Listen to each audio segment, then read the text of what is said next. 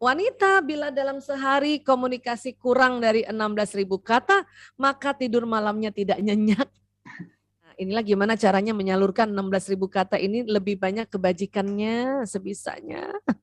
Ya, kalau laki-laki lain, ayah cenderung lebih sedikit bicara, berkata singkat dan langsung pada intinya, karena otak bicaranya cuma di mana tadi, di kiri doang. Sehingga apa? Verbalnya cuma 2.000 sampai 4.000 kata. Kemudian vokalnya, itu cuma sampai 2.000 aja paling banyak tuh. Gerakan tubuh bapak-bapak itu cuma sedikit, cuma sampai 3.000, kita 10.000. Itulah ibu-ibu kalau ngomong kan, ya ibu-ibu kalau ngomong tangannya ikutan kan. Jadi bayangkan perbandingan yang luar biasa, Masya Allah, lihat ya, 1 7.000, 1 20.000.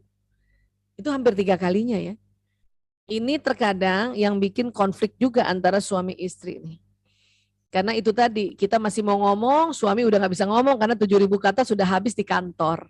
Kuotanya udah habis, makanya tinggal sisa bunyi vokal. Jadi istrinya ngomong cuma gini, suaminya, gitu, Kita kalau nggak ngerti kesel banget. Ya, tapi kalau udah ngerti malah senyum-senyum aja, ya Allah, laki-laki banget suami aku, gitu. Ya. Kemudian apalagi yang bikin kadang-kadang istri kesel gara-gara ya satu hal ini nih. Dan nanti keselnya dilampiaskan ke anak. Apa itu? Ibu-ibu perempuan kalau chatting sama suami panjang lebar cuma dijawab oka. Nah ini. Atau kadang nggak dijawab cuma di-read doang. Ini yang kadang-kadang ibu-ibu kesel banget. Ya kan? Slow respon gitu juga kesel ya. Slow respon apa? Padahal status online. Apalagi malam hari. Bapak-bapak itu malam hari hanya sanggup membaca, udah nggak sanggup jawab. Jadi sabar aja, besok pagi dia jawab, udah tenang aja.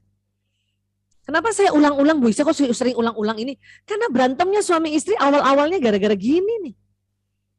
Nanti numpuk sakit hati, akhirnya anaknya yang kena lagi. Ya kan? Iya, saya ulang-ulang ini karena beginilah.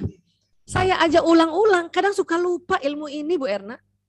Subhanallah. Iya suka lupa gitu. Kadang-kadang pas di panjang lebar chat, suami udah read, nggak dibalas, terus saya lihat status online. Ya udah mulai kesel kan? Kenapa sih nggak dibalas? Tuh kan dia tidak lagi memperhatikan aku.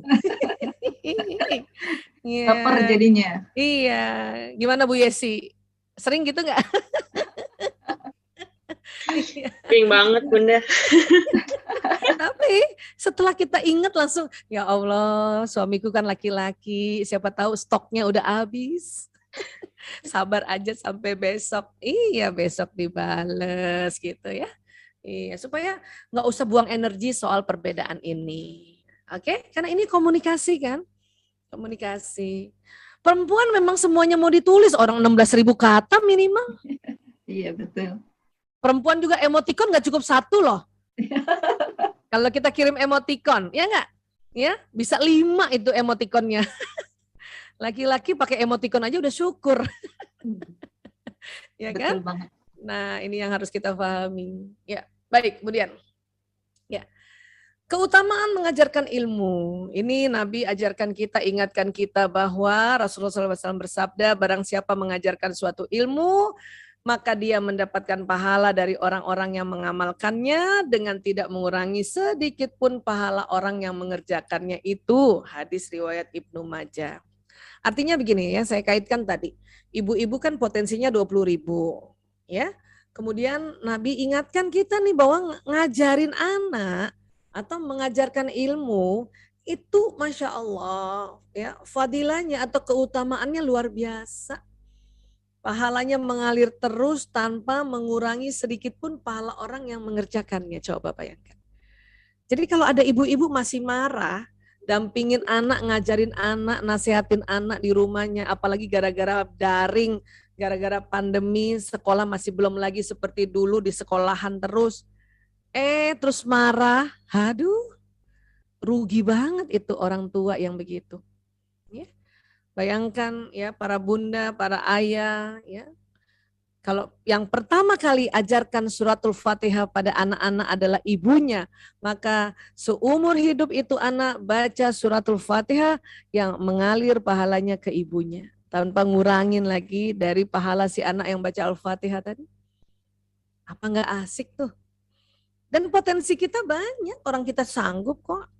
Ya, insya Allah. Ya kan? Luar biasa. Apalagi setiap hari kita ngajarin banyak orang juga selain anak, mbak di rumah, siapapun. Itu makin apa ya? Makin kita tuh ya terasa tuh kita makin sehat. Siapa yang senang ngajarin Bu? Siapa yang senang bagi-bagi ilmu? Siapa? Oh itu asik banget, nanti Allah kasih banyak pahala ya. Terutama sama anak kita tentunya. Ya. Nanti kalau sudah punya cucu sama cucu, alhamdulillah. Ya. Ada yang sudah punya cucu? Ada. Oh, alhamdulillah yang punya cucu nih ya. Ya, ini kita ajarin cucu kita dan cucu kita senang banget kalau yang ajarin omanya, yang utinya, yang kungnya, masya Allah. Ya. Baik, kemudian apa lagi ya? Kita diminta nih khususnya membaca Al-Quran dan mengamalkannya. Ini luar biasa. Rasulullah SAW bersabda, barang siapa membaca Al-Quran dan mengamalkannya, maka kedua orang tuanya pada hari kiamat akan dipakaikan mahkota yang cahayanya lebih bagus daripada cahaya matahari yang menembus rumah-rumah di dunia. Allahu Akbar. Ya, bayangin tuh. Jadi kita sama-sama ingat bahwa Nabi minta kita ya atau mengatakan kalau kita membaca Al-Quran dan mengamalkannya ya atau bahkan mengajarkan anak-anak tentang Al-Quran, oh Masya Allah ini ya mahkota tuh keren banget, lebih bagus dari cahaya matahari. Cahaya matahari nembus rumah kita aja udah keren banget cahayanya ya, apalagi cahaya mahkota nantinya. Ya. Kemudian juga ya ini ibu ya, saya lagi sangat-sangat meng-highlight ibu sangat perlu meneladani Rasulullah SAW sebagai pengajar ya. Jadi kata Nabi, sungguh aku telah diutus oleh Allah Ta'ala sebagai seorang pengajar. Hadis riwayat Ibnu Majah. Rasulullah SAW saja bangga diutus Allah sebagai seorang pengajar. Apalagi kita, ya, apalagi kita untuk anak-anak kita ajarin, kita ingatkan dengan tadi cara yang lembut, oke? Jadi inilah yang sebetulnya yang perlu kita ulang-ulang, ya. Sabar mengulang pada anak penjelasan, ya. Rasulullah sering mengulang-ulang perkataan beliau sebanyak 3 kali. Hal itu dimaksudkan agar setiap perkataan yang beliau paparkan dapat dipahami, ya kan? Nah, kenapa? Karena apa yang diulang-ulang ini sambungannya berulang. Ya, Rasulullah aja mengajarkan Al-Quran. Al-Quran itu kan pakai bahasa ibunya kan bahasa Arab ya. Yang diajarkan orang Arab kan. Itu aja ya pakai bahasa Arab, orang Arab diajarin itu diulang 3 kali. Apalagi anak kita yang bahasa induknya, bahasa ibunya, bahasa Indonesia. Maka diulang-ulang. Supaya ini sambungannya berulang. Ya kan? Nah, terakhir, ajarkan ilmu sesuai dengan kondisi pengetahuan anak dan apa yang mereka sukai. Ya. Rasulullah bersabda, katakanlah kepada manusia sesuai dengan apa yang mereka ketahui, serta tinggalkanlah apa yang tidak mereka ketahui dan tidak mereka sukai. Nah, anak-anak karena yang dia tahu adalah permainan dan yang mereka suka permainan, maka sampaikan nasihat itu lewat permainan. Atau ya kita lihat dia sedang main atau tidak. Kalau sedang main coba tanyakan, obrolinlah itu soal permainan dulu. Bikin frekuensinya sama dulu, bikin senang dulu itu kelenjar pituitari keluarkan hormon. Baru pertanyaan yang ke-10, sudah kerjain tugas nak? Sudah kerjain PR nak, sudah murojaah nak, gitu. Karena Nabi yang ajarkan. Ya. Karena Rasulullah SAW itu nggak mau kalau begini. Apakah kamu ingin Allah dan Rasulnya didustakan? Kalau kita paksa seorang anak dengan apa yang tidak mereka ketahui dan tidak mereka sukai.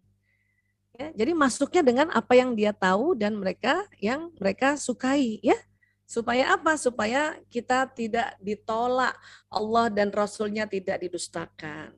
Ya, karena kalau enggak anak-anak tuh gitu tuh anak sekarang, aduh susah nih, apa-apa dilarang oleh pelajaran Islam nih, ya Islam tuh ribet dan sebagainya kan gitu ya. Ya, nauzubillah min zalik. Ya, itu sebetulnya karena cara kita yang tidak baik dan tidak pantas. Memang benar kita mau sampaikan Al-Quran, tapi cara juga tetap harus bil ma'ruf. Ya, oke baik, terima kasih.